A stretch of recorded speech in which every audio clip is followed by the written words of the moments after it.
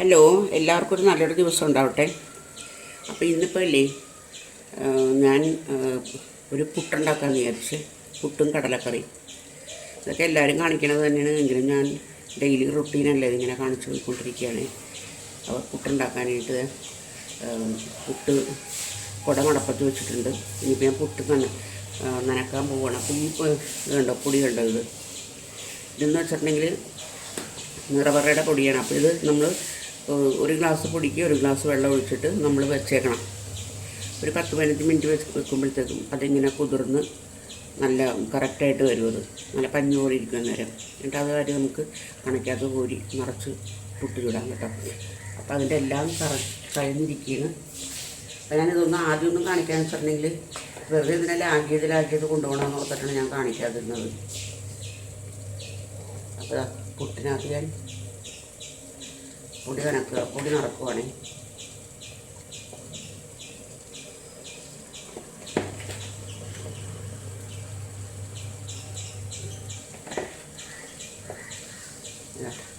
പൊടി നിറച്ചെടുക്കാൻ വെച്ച് കൊടുക്കണം. അപ്പം അതിനകത്ത് തന്നെ ആവി വരട്ടെ, എന്നാൽ എടുക്കാൻ നമുക്ക് എടുക്കാം.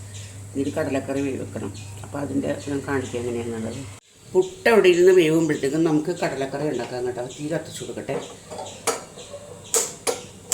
സ്റ്റവ് കത്തിച്ച് ചീനച്ചട്ടി അടപ്പത്ത് വെച്ച് ചീനച്ചട്ടിയും ചൂടാകുമ്പോഴത്തേക്കും നമുക്ക് ബാക്കിയുള്ള പരിപാടികളെല്ലാം ചെയ്യാം കേട്ടോ. ചട്ടി ചൂടായിട്ടുണ്ടെങ്കിൽ അപ്പോൾ നമുക്ക് എണ്ണ ഒഴിച്ച് കൊടുക്കാം കേട്ടോ. എണ്ണയും ചൂടാവട്ടെ.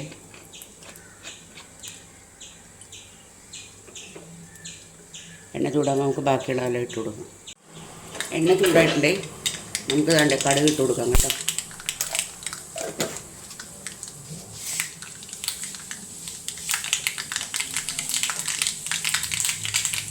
കടുകിട്ട് അത് കഴിഞ്ഞ ശേഷം നമുക്ക് സവോള, ചുമന്നുള്ളി, ഇഞ്ചി, പച്ചമുളക്, കറിവേപ്പില, മല്ലിയില ഇതെല്ലാം കൂടി തന്നെ ഒരുമിച്ച് ഇതിനകത്തേക്ക് ഇട്ട് കൊടുക്കണം. വെളുത്തുള്ളി പറയാൻ മറന്നു.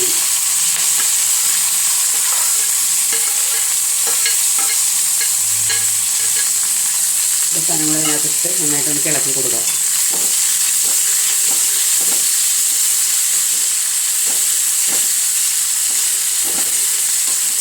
ഇതൊന്ന് ഭയങ്കര ഗോൾഡൻ കളറിൽ ഒന്നും ആവണ്ട, എങ്കിലും ഒന്ന് മൂത്ത് കിട്ടണേ. അതൊന്ന് മൊരിഞ്ഞ് വരുമ്പോഴത്തേക്കേ ഞാൻ ഈ പുട്ടൊന്ന് കുത്തട്ടെ കേട്ടോ. പുട്ട് ആദ്യത്തെ ശരിയായിട്ടുണ്ടേ.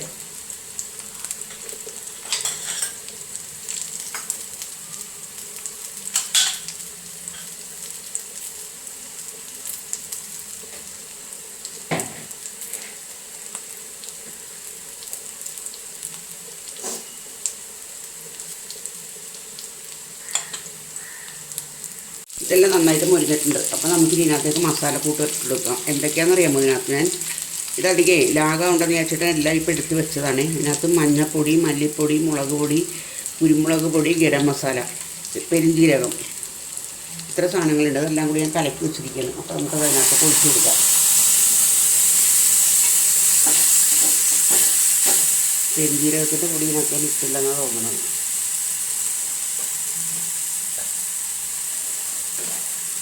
പെരുംജീരകത്തിൻ്റെ പൊടി ഞാൻ ഇട്ടിട്ടുണ്ടായിരുന്നില്ല. അപ്പോൾ അതും കൂടി ഇട്ട് കൊടുക്കാം. ഇതാ ഇത്രയും പോലും പെരുംജീരകത്തിൻ്റെ പൊടി.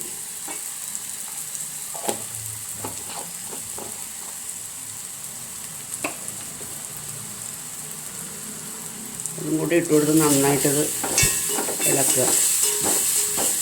ഇപ്പം അതിൻ്റെ പച്ചമണമൊക്കെ പോയി തുടങ്ങിയിട്ടുണ്ട്. ഞാൻ ഇതിന് ഉപ്പിടാത്തതെന്ന് അറിയുമോ, കടലക്കറിക്കകത്ത് ഞാൻ ഉപ്പിട്ടിട്ടുണ്ട്. അപ്പോൾ കുറച്ച് ഉപ്പ് അതിന് സ്വല്പം മുൻപാണ് ഉപ്പ്, അതുകൊണ്ടാണ് ഇടാത്തത്. ഇത് വേണമെന്നുണ്ടെങ്കിൽ ഇത് കഴിഞ്ഞിട്ട് നോക്കിയിട്ടിടാം. ഏതാണ് ഞാൻ അത് കടല ഇട്ട് കൊടുക്കാൻ പോകുന്നതിനകത്തോട്ട്.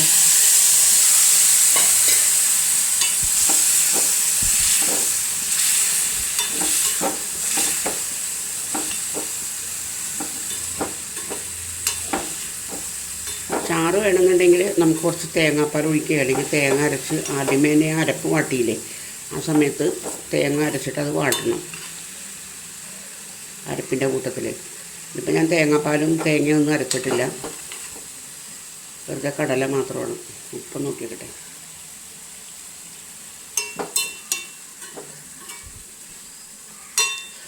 സാധാരണ ഹോട്ടലുകളിലൊക്കെ വെക്കുന്നത് ഇങ്ങനത്തെ കടലക്കറിയാണ് കേട്ടോ. ഇതിനാകുമ്പോൾ വലിയ ചിലവില്ല, നമുക്ക് കുറച്ച് മസാലയുടെയും സവോളയുടെയൊക്കെ പാത്രമേ ഉള്ളൂ. മറ്റേത് തേങ്ങയൊക്കെ ഈ വില കൊടുത്ത് തേങ്ങ വാങ്ങിക്കുമ്പോൾ നമുക്ക്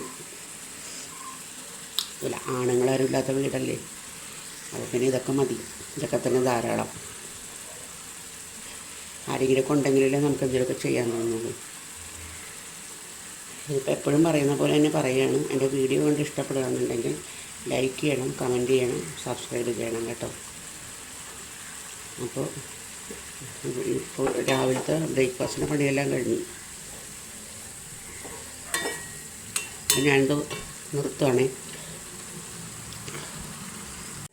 രണ്ടാമത്തെ പുട്ടും വെന്തിട്ടുണ്ട്. ഞാൻ ഗ്യാസ് ഓഫ് ചെയ്തു.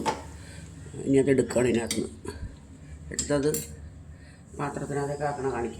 കാണിക്കാനായിട്ടൊന്നുമില്ല, എല്ലാവരും കാണിക്കണത് തന്നെ. ഞാൻ എൻ്റെ മണ്ടത്തരം പൊട്ടത്തരം കൊണ്ട് വിളിച്ചു പറയണം ഇങ്ങനെ ഓരോന്നൊക്കെ.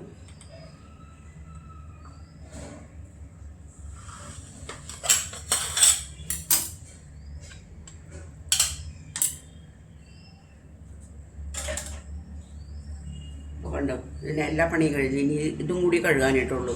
അപ്പോൾ അതും കൂടി കഴുകി കഴിഞ്ഞാൽ എൻ്റെ ജോലി കഴിഞ്ഞു. അതൊക്കെ ഞാൻ കൈയോടെ അങ്ങനെ എല്ലാം ചെയ്ത് വെക്കും. അപ്പോൾ ബൈ. ഉച്ചക്കത്തേക്കുള്ള ചോറ് ഞാൻ ചൂടാക്കാൻ പോവുകയാണേ. ഞാൻ പറയില്ലേ, ഒരുമിച്ച് ചോറ് ഒരു 4 ദിവസത്തേക്കുള്ള ചോറ് ഞാൻ ഒരുമിച്ച് വെക്കും. എന്നിട്ട് ചൂടാറി കഴിയുമ്പോൾ ഒരു പാത്രത്തിനകത്താക്കി ഫ്രിഡ്ജിൽ വെച്ചേക്കും. എന്നിട്ട് നമുക്ക് ആവശ്യത്തിനുള്ളത് എടുത്തിട്ട് ചൂടാക്കി എടുക്കും, അത് തീരുന്നവരെ. അപ്പോൾ അതാ ഇന്നത്തെ ചോറാണ്, ഇന്നലെ വെച്ച അരിയാണേ. അപ്പോൾ അത് ഞാൻ വെച്ചു. തരി പോലും ചോറ് കേടാവില്ല കേട്ടോ, ചീത്തയാവട്ടെ ഒന്നും ആവില്ല. എന്നാലും നമ്മൾ അന്നേരം ഉണ്ടാക്കിയ പോലെ തന്നെ ഇരിക്കും.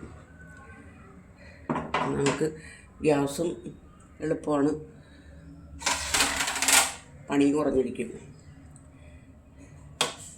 ഇനി ചെയ്യാനുള്ള എന്താണെന്ന് വെച്ചിട്ടുണ്ടെങ്കിലുണ്ടല്ലോ, നാളത്തേക്കുള്ള ഇഡ്ഡലിക്കോ ദോശയ്ക്കോ എന്തിനാണെങ്കിലും അതൊരെണ്ണം, അതെൻ്റെ അളവൊക്കെ കാണിക്കാവേ. അപ്പോൾ നമുക്ക് ഉഴുന്നിടാം കേട്ടോ. ആദ്യം തന്നെ ഞാൻ അളവ് കാണിക്കാം എന്തോരാന്നുള്ളത്. അത് പോരാ,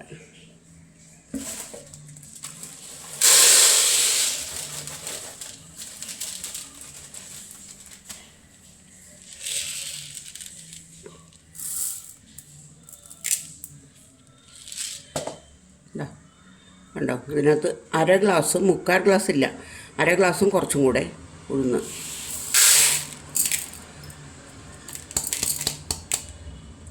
ഇനി പച്ചരി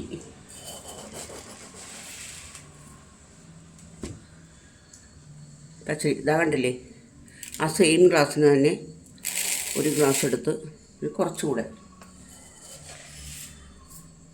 എന്താ 1/2 ഗ്ലാസ് കയ്യില്ല. അത് വേണമെങ്കിൽ 1/2 ഗ്ലാസ് ആക്കാം, കുറച്ചും കൂടി ഇട്ട് കഴിഞ്ഞാൽ 1/2 ഗ്ലാസ് ആവും. അപ്പോൾ ഇതാണ്. ഇനിയത് ഒരു 3-4 പ്രാവശ്യം കഴുകും. കഴുകിയ ശേഷം നമ്മൾ വെള്ളം ഒഴിച്ച് കുതിരാൻ വെക്കും, രാത്രി ആട്ടിയെടുക്കും. അതാണ് ഇഡ്ഡലിക്കും ദോശയ്ക്ക് ഞാൻ ഒരേപോലെ തന്നെ ആട്ടുന്നത്. ചിലർ ഇഡ്ഡലിക്ക് കുറച്ച് എന്താ പറഞ്ഞത്, ദോശയ്ക്ക് അരയ്ക്കണ പോലെ അത്ര നല്ല സ്മൂത്തായിട്ട് അരക്കൂല ചില ആൾക്കാർ. പക്ഷേ എനിക്കത് ഇഷ്ടമില്ല, കല്ല് പോലെ ഇരിക്കും അങ്ങനെ ഉണ്ടാക്കി കഴിഞ്ഞിട്ടുണ്ടെങ്കിൽ. ഇങ്ങനെ ഉണ്ടാക്കുന്നത് നല്ലത്. പിന്നെ ഞാൻ ഉലുവയൊന്നും ഇടില്ല കേട്ടോ. ഞാൻ അരക്കാൻ നേരത്തിനകത്ത് ഒരു പിടി ചോറും കൂടി ഇടും. ആ ഗ്ലാസ്സില്ലേ, ആ ഗ്ലാസ്സിനകത്ത് ഒരു 1/4 ഗ്ലാസ് ചോറും കൂടി ഇട്ടിട്ടാണ് അരച്ചെടുക്കുന്നത്.